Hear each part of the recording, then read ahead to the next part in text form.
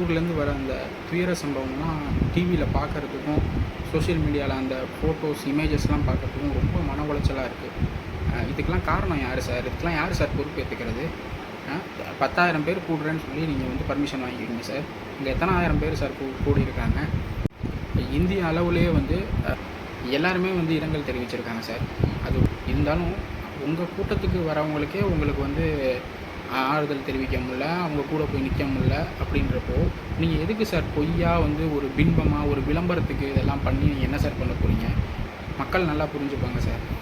உங்களோட இந்த கீழ்த்தரமான நாளாந்தர அரசியலை வந்து மக்கள் புரிஞ்சுப்பாங்க சார்.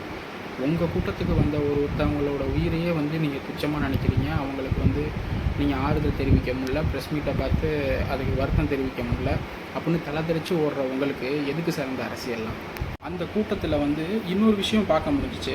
அங்கே நிறைய ஆம்புலன்ஸ் போகுது.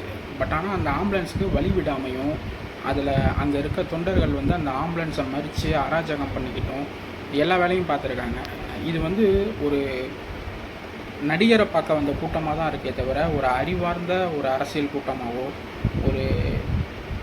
ஒரு நல்ல முன்னெடுப்பான அரசியல் கூட்டமாக இதை வந்து பார்க்கல.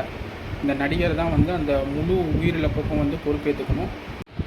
இந்த கரூர் சம்பவத்தில் உயிரிழந்த அனைவரும் ஆன்மாவும் சாந்தி அடைய இறைவனை பிரார்த்திக்கிறேன்.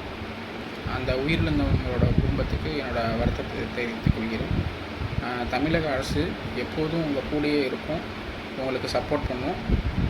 உங்களுக்கான நிதி உதவிகளை வந்து தமிழ்நாடு அரசு உங்களுக்கு தக்க முறையில் செய்யுன்றதை தெரிவிச்சுக்கிறேன்.